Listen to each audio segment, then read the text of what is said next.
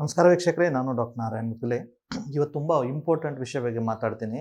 ಯಾಕಂದರೆ ಈ ಕಾಯಿಲೆ ಏನಿದೆಯಲ್ಲ, ಆಲ್ಮೋಸ್ಟ್ ಒಂದು 8% 10% ಜನರಿಗೆ ಸದ್ಯಕ್ಕೆ ಸಫರ್ ಆಗ್ತಾ ಇದ್ದಾರೆ. ಇದಕ್ಕಂದರೆ ಆರ್ಗ್ಯಾಸ್ಮಿಕ್ ಡಿಸಾರ್ಡರ್ ಅಂತ ಅರ್ಥ. ಅಥವಾ ಏನಂದರೆ ಸೆಕ್ಸ್ ಒಳ್ಳೇದಾಗುತ್ತೆ, 8 ನಿಮಿಷ 10 ನಿಮಿಷ ಸೆಕ್ಸ್ ಮಾಡ್ತಾರೆ. ಬಟ್ ಲಾಸ್ಟ್ ಏನು ಆರ್ಗ್ಯಾಸಮ್ ಏನು ಬರಬೇಕು ಅಂದರೆ ವೀರ್ಯಸ್ಖಲನ ಆಗಿಬಿಟ್ಟು ಒಂದು ತೃಪ್ತಿ ಸಿಗಬೇಕು ನೋಡಿ, ಅದೇ ಸಿಗಲ್ಲ.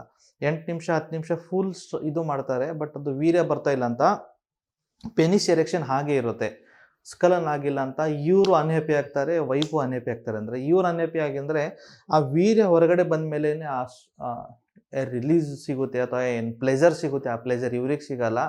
ಇವು ಸೆಕ್ಸ್ ಮಾಡಿ ಮಾಡಿ ಮಾಡಿ ಏನಾಗುತ್ತೆ, ಓವರ್ ಫೋರ್ಫುಲ್ ಸೆಕ್ಸ್ ಆದ ತಕ್ಷಣ ಏನಾಗುತ್ತೆ, ಅದು ವೈಫ್ಗೂ ಪೇನ್ ಆಗೋಕ್ಕೆ ಸ್ಟಾರ್ಟ್ ಆಗುತ್ತೆ. ಅದರಿಂದ ಅವರು ಹ್ಯಾಪಿ. ಹೀಗಾಗಿ ಸ್ವಲ್ಪ ರಿಲೇಷನ್ಶಿಪ್ ಪ್ರಾಬ್ಲಮ್ ಆಗೋಕ್ಕೆ ಸ್ಟಾರ್ಟ್ ಆಗುತ್ತೆ. ಮತ್ತು ವೀರ್ಯ ಹೊರಗಡೆ ಆಗಿಲ್ಲ ಅಂದರೆ ಏನಾಗುತ್ತೆ ಗೊತ್ತಾ, ಗರ್ಭಧಾರಣೆ ಆಗಲ್ಲ. ಸೊ ಆಲ್ದೋ ನಿಮ್ಗೆ ಒಳ್ಳೆ ಸೆಕ್ಸ್ ಆಗ್ತಾ ಇದೆ, ಬಟ್ ಗರ್ಭಧಾರಣೆ ಆಗಿಲ್ಲ ಅಂದರೆ ಮದುವೆಯಾಗಿ 3 ವರ್ಷ 4 ವರ್ಷ ಮಕ್ಕಳಾಗಿಲ್ಲ ಅಂದರೆ ಏನಾಗುತ್ತೆ, ಇದು ಒಂದು ದೊಡ್ಡ ಸಮಸ್ಯೆ ಆಗುತ್ತೆ. ಇದಕ್ಕೆ ಆರ್ಗ್ಯಾಸ್ಮಿಕ್ ಡಿಸಾರ್ಡರ್ ಅಂತಾರೆ.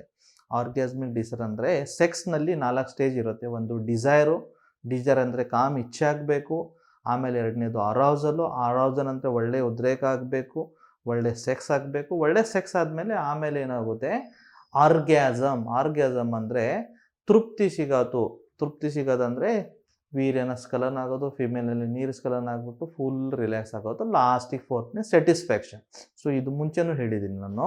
ಸೊ ಈ ಕಂಡೀಷನಲ್ಲಿ ಏನಾಗಿದೆ, ಈ ಪೇಷಂಟು ಅವನ ವಯಸ್ಸು ಏನಿದೆ 36-37 ವರ್ಷ, ಮದುವೆ ಆಗಿದೆ, 2 ವರ್ಷ ಆಗಿದೆ, ಒಳ್ಳೆ ಸೆಕ್ಸ್ ಆಗ್ತಾ ಇದೆ, ಬಟ್ ಸಮ್ಹೌ ಕನ್ಸೀವ್ ಆಗ್ತಾ ಇಲ್ಲ. ಮತ್ತು ಇವನಿಗೆ ಸೆಕ್ಸ್ ಮಾಡಿದ್ರೂ ಲಾಸ್ಟ್ ಮೂಮೆಂಟ್ವರೆಗೆ ವೀರ್ಯ ಹೊರಗಡೆ ಬರ್ತಾ ಇಲ್ಲ, ಎರೆಕ್ಷನ್ ಕಳೀತಾ ಇಲ್ಲ, ಬಟ್ ಸಮ್ಹೌ ಅನ್ಸ್ಯಾಟಿಸ್ಫೈ ಆಗಿಬಿಟ್ಟು ಮಲಗ್ತಾ ಇದ್ದಾನೆ. ತಾವು ಕೇಳ್ತಿರ್ಬೋದು, ಸರ್ ಏನು ಸರ್ ಇವನ್ ಕಂಡೀಷನು, ನಾವು ಅಂದರೆ 2 ನಿಮಿಷದಲ್ಲಿ ಸ್ಖಲನ ಆಗ್ತಾ ಇದ್ದೀವಿ, ನಮಗೆ ಟೆನ್ಷನ್ ಇದೆ, ಅವನಿಗೇನು 8 ನಿಮಿಷ 10 ನಿಮಿಷ ಸೆಕ್ಸ್ ಮಾಡಿದ್ರು ಅವನಿಗೆ ಇದು ತೃಪ್ತಿ ಸಿಗ್ತಾ ಇಲ್ಲ ಅಂತಾರೆ. ನೋಡಿ, ಸೆಕ್ಸ್ನಲ್ಲಿ ಏನಂದರೆ ಆ ವೀರ್ಯ ಸ್ಖಲನ ಆದಮೇಲೆ ಮೈಂಡ್ ರಿಲ್ಯಾಕ್ಸ್ ಆಗುತ್ತೆ, ಆವಾಗ ಮಾತ್ರ ತೃಪ್ತಿ ಸಿಗುತ್ತೋ. ನೀವು 2 ನಿಮಿಷ ಮಾಡಿ 10 ನಿಮಿಷ ಮಾಡಿ ವೀರ್ಯ ಹೊರಗಡೆ ಬಂದಿಲ್ಲ ಅಂದರೆ ಆರ್ಗ್ಯಾಸಮ್ ಸಿಗಲ್ಲ.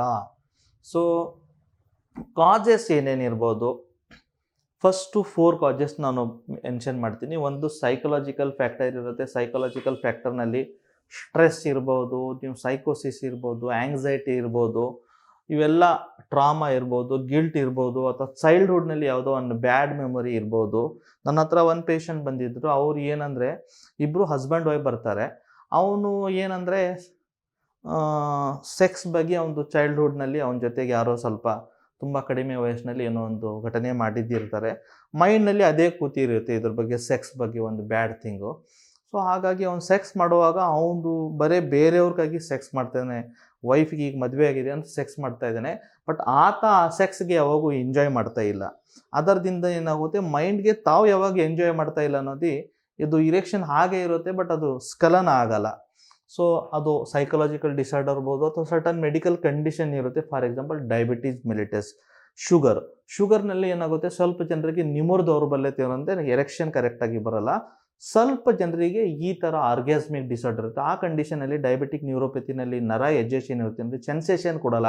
ಸೊ ಆ ಸೆನ್ಸೇಷನ್ ಬ್ರೇನ್ಗೆ ಪಾಸ್ ಆಗಿಲ್ಲ ಅಂದರೆ ಆ ಬ್ರೇನ್ ಒಂದು ಸತಿ ಹೈಯೆಸ್ಟ್ ಪ್ಲೇಜರ್ ಸಿಗ್ದಾದ್ಮೇಲೆ ಸ್ಖಲನ ಆಗಬೇಕಂತ ಆರ್ಡರ್ ಕೊಡುತ್ತೆ ಬಾಡಿಗೆ, ಅದು ಆರ್ಡರ್ನಲ್ಲಿ ಗ್ಯಾಪ್ ಆಗಿಬಿಡುತ್ತೆ. ಮೂರನೇದು ಅಂದರೆ ಹಾರ್ಮೋನಲ್ ಇನ್ಬ್ಯಾಲೆನ್ಸ್. ಹಾರ್ಮೋನ್ ಏನಂದರೆ ಪುರುಷರ ಬಾಡಿನಲ್ಲಿ ಮಹಿಳೆಯರ ಹಾರ್ಮೋನ್ ಜಾಸ್ತಿ ಆಗಿದ್ದು ಈಸ್ಟ್ರೋಜನು, ಪುರುಷರ ಹಾರ್ಮೋನು ಕಡಿಮೆ ಆಯಿತು, ಅಥವಾ ಏನು ಬೇರೆ ಹಾರ್ಮೋನ್ ಇರುತ್ತೆ, ಹ್ಯಾಪಿ ಹಾರ್ಮೋನ್ ಅಂದರೆ ಸೆರೋಟೋನಿನ್ ಇರ್ಬೋದು, ಅದು ಡೋಪಮಿನ್ ಇರ್ಬೋದು, ಅದು ಅಡ್ರಿನಲಿನ್ ಇರ್ಬೋದು. ಈ ಹಾರ್ಮೋನಲ್ಲಿ ಇಂಬ್ಯಾಲೆನ್ಸ್ ಆದ್ರೂ ಈ ಸಮಸ್ಯೆ ಬರುತ್ತೆ. ಜೊತೆಗೆ ಡಿಪ್ರೆಷನ್ ಅಥವಾ ಸೈಕೋಸಿಸ್ಗೆ ತಾವು ಪರ್ಟಿಕ್ಯುಲರ್ ಯಾವುದೋ ಮಾತ್ರೆ ತೊಗೋತಾರೆ, ಆ್ಯಂಟಿ ಡಿಪ್ರೆಷನ್ ಮೆಡಿಸಿನ್ ಏನಾದರೂ ತೊಗೊಳ್ತಾ ಇದ್ದಾರೆ, ಆ ಮೆಡಿಸಿನ್ದು ಸೈಡ್ ಎಫೆಕ್ಟ್ದಿಂದನೂ ಏನಾಗುತ್ತೆ, ಈ ಥರ ಏನಾಗುತ್ತೆ, ಆರ್ಗ್ಯಾಸ್ಮಿಕ್ ಡಿಸಾರ್ಡರ್ ಬರುತ್ತೆ. ಅಂದರೆ ಸೆಕ್ಸ್ 8 ನಿಮಿಷ 10 ನಿಮಿಷ ಮಾಡಿದ್ರೂ ಆ ತೃಪ್ತಿ ಸಿಗಲ್ಲ, ಅಥವಾ ವೀರ್ಯ ಹೊರಗಡೆ ಬರಲ್ಲ. ಸೊ ಇದು ಆಯಿತು ಕಾಜಸ್ಸು. ಸೊ ಇದಕ್ಕೆ ಟ್ರೀಟ್ಮೆಂಟ್ ಏನು, ಒಂದು ಎಕ್ಸಸೈಸಿಂದ ಏನು ಬೆನಿಫಿಟ್ ಅಂದರೆ ಬಾಡಿನಲ್ಲಿ ಒಂದು ಮಸಲ್ ಸ್ಟ್ರೆಂತ್ ಚೆನ್ನಾಗಿರುತ್ತೆ. ಯಾವಾಗ ಮಸಲ್ಸ್ ಚೆನ್ನಾಗಿರುತ್ತೆ, ನಿಮ್ಮ ಮೆಟಾಬಲಿಸಮ್ ಚೆನ್ನಾಗಿರುತ್ತೆ, ನೈಸರ್ಗಿಕವಾಗಿ ನಿಮ್ಮದು ಟೆಸ್ಟೋಸ್ಟಿರಾನ್ ಚೆನ್ನಾಗಿರುತ್ತೆ. ಎರಡನೇದು ನ್ಯೂಟ್ರಿಷನು. ನೀವು ಬ್ಯಾಲೆನ್ಸ್ ಡಯಟ್ ತೊಗೊಂಡ್ಮೇಲೆ ಏನಾಗುತ್ತೆ, ಒಳ್ಳೆ ಹೆಲ್ದಿ ಡಯಟ್ ಅಂದರೆ healthy food is healthy mind ಅಂತ ಹೇಳ್ತಾರೆ. ಅಂದರೆ ತಾವು ಎಷ್ಟು ಚೆನ್ನಾಗಿ ಹೆಲ್ದಿ ಬ್ಯಾಲೆನ್ಸ್ ಡೈಟ್, ಅದು ಪ್ರೋಟೀನ್ ಇರ್ಬೋದು, ಕಾರ್ಬೋಹೈಡ್ರೇಟ್, ಫ್ಯಾಟ್ ಇರ್ಬೋದು, ತಾವು ಎಷ್ಟು ಕರೆಕ್ಟಾಗಿ ತೊಗೊಳ್ತಾ ಇದ್ದೀರಾ ಅಷ್ಟು ನಿಮ್ಮದು ಫಿಸಿಕಲ್ ಬಾಡಿ ಮತ್ತು ಮೆಂಟಲ್ ಬಾಡಿ ಚೆನ್ನಾಗಿರುತ್ತೆ. ಮೂರನೇದು ಏನಂದರೆ ಸ್ಟ್ರೆಸ್ ಮ್ಯಾನೇಜ್ಮೆಂಟ್. ಇವಾಗ ನಾಳೆ ಏನಾಗಿದೆ, stress is the part of life ಆಗಿಬಿಟ್ಟೆ. ಯಾಕಂದರೆ ಮುಂಚೆ ಕಾಲ ಏನಿತ್ತು, ಮೋಸ್ಟ್ಲಿ ಅಗ್ರಿಕಲ್ಚರ್ ಮೇಲೆ ಡಿಪೆಂಡ್ ಇದ್ರು. ಅಗ್ರಿಕಲ್ಚರ್ ಹೇಗಿರುತ್ತೆ ಅಂದರೆ ಸರ್ಟನ್ ಪರ್ಟಿಕ್ಯುಲರ್ ಮಂತ್ಸ್ನಲ್ಲಿ ಕೆಲಸ ಇರುತ್ತೆ, ಆಮೇಲೆ ಸ್ವಲ್ಪ ತೋಟದಲ್ಲಿ ಏನು ಕೆಲಸ ಅಂದರೆ ಇಡೀ ದಿನ ಫ್ರೆಂಡ್ ಜೊತೆಗೆ ಆರಾಮಾಗಿ ಅಲ್ಲೇ ತೋಟದಲ್ಲಿ ಇಲ್ಲಿ ಊರಿನಲ್ಲಿ ಕಟ್ಟೆ ಮೇಲೆ ಕೂತ್ಕೊಂಡು ಏನಿದೆ ಒಂದು ಚರ್ಚೆ ಮಾಡೋದು, ಒಂದು ಮೈಂಡ್ನ ರಿಲ್ಯಾಕ್ಸ್ ಮಾಡೋದು. ಅಥವಾ ಮುಂಚೆ ಹೇಗಿತ್ತಂದರೆ ಜನ ಎಲ್ಲ ತೋಟ ಕೆಲಸ ಎಲ್ಲ ಮುಗಿಸ್ಬಿಟ್ಟು ಒಂದು 5 ಗಂಟೆ 6 ಗಂಟೆ ಊರಿನಲ್ಲಿ ಬಂದಮೇಲೆ ಊರಿನಲ್ಲಿ ಯಾವುದೋ ಒಂದು ಕಟ್ಟೆ, ಒಂದು ದೇವಸ್ಥಾನ ಕಟ್ಟೆ, ಅಥವಾ ಯಾವುದೋ ಒಂದು ನಿಮ್ಮ ಊರಿನಲ್ಲಿ ಯಾವುದೋ ಒಂದು ಸರ್ಕಲ್ ಇದ್ದರೆ ಅಲ್ಲಿ ಹೋಗಿಬಿಟ್ಟು, ಅಥವಾ ಯಾವುದೋ ಗ್ರೌಂಡ್ ಇದ್ದರೆ ಒಂದು ಫ್ರೆಂಡ್ ಜೊತೆಗೆ ಏನಿದೆ ಆರಾಮಾಗಿ 1 ಅವರ್ 2 ಅವರ್ ಮಾತಾಡಿಕೊಂಡು ಮತ್ತು 8:30 9 ಗಂಟೆಗೆ ಮನೆಗೆ ಬಂದು ಸ್ವಲ್ಪ ಊಟ ಮಾಡಿ ಮಲಗೋದು, ಈ ಥರ ಅಭ್ಯಾಸ ಇರ್ತಿತ್ತು. ಬಟ್ ಇವಾಗ ಏನಾಗಿದೆ, ಇವನ್ ಜಾಬ್ ಇದೆ 9 ಗಂಟೆಗೆ, ಫಾರ್ ಎಕ್ಸಾಂಪಲ್ ಬೆಂಗಳೂರಿನಲ್ಲಿ ಇರ್ತಾನಂದರೆ 7 ಗಂಟೆಗೆ ಮನೆ ಬಿಡಬೇಕು. ಅವಾಗ ಏನಾಗ್ತಾನೆ, ಅವನು 9 ಗಂಟೆಗೆ ಆಫೀಸ್ ರೀಚ್ ಆಗ್ತಾನೆ. ಆಫೀಸ್ ಕೆಲಸ ಇವಾಗ ಏನಾಗಿದೆ, ತುಂಬ ಜಾಬ್ ಕಳೀತಾ ಇದೆ ಅಂತ ಕಂಪನಿದವ್ರು ಏನು ಮಾಡ್ತಾರೆ, ಇಬ್ಬರಿಬ್ಬರು ಕೆಲಸ ಒಬ್ಬರದಿಂದ ತೆಗಿತಾರೆ. ಸೊ 6 ಗಂಟೆಗೆ ಜಾಬು 7-7:30 ಕಂಪನಿದಿಂದ ಬಿಡ್ತಾನೆ. ಮನೆಗೆ ಬರಬೇಕಂದ್ರೆ 8:30 9 ಗಂಟೆ ಆಗಿಬಿಡುತ್ತೆ. ಪೂರ್ತಿ ಇಡೀ ದಿನ ಅವ್ನ ಬಾಡಿ ಎಲ್ಲ ಎನರ್ಜಿ ಡ್ರೈನ್ ಆಗಿರುತ್ತೆ. ಮನೆಯಲ್ಲಿ ಬಂದ ಮೇಲೆ ಇರಿಟೇಷನು, ಏನೋ ಊಟ ಮಾಡ್ದೆ ಮಲಗಿಬಿಟ್ಟ. ಹೀಗಾಗಿ ಏನಾಗುತ್ತೆ, ಸ್ವಲ್ಪ ಹಸ್ಬೆಂಡ್ ವೈಫ್ ರಿಲೇಷನ್ ಪ್ರಾಬ್ಲಮ್ ಆಗಿಬಿಟ್ಟು ಸ್ವಲ್ಪ ಈ ಥರ ಸೆಕ್ಸುವಲ್ ಪ್ರಾಬ್ಲಮ್ ಬರ್ಬೋದು. ಸೊ ಇದು ಬರಬಾರ್ದು ಅಂದರೆ ಒಳ್ಳೆ ಎಕ್ಸಸೈಸ್ ಮಾಡಿ, ಒಳ್ಳೆ ನಿದ್ದೆ ಮಾಡಿ, ಇವೆರಡು ಕರೆಕ್ಟಾಗಿ ಮಾಡಿ, ಒಳ್ಳೆ ಬ್ಯಾಲೆನ್ಸ್ ಡಯಟ್ ತೊಗೊಳ್ಳಿ, ಯೋಗ ಪ್ರಾಣಾಯಾಮ ಮಾಡಿ, ಸೆಕ್ಸ್ ಲೈಫ್ನ ಚೆನ್ನಾಗಿ ಎಂಜಾಯ್ ಮಾಡಿ. ಧನ್ಯವಾದ.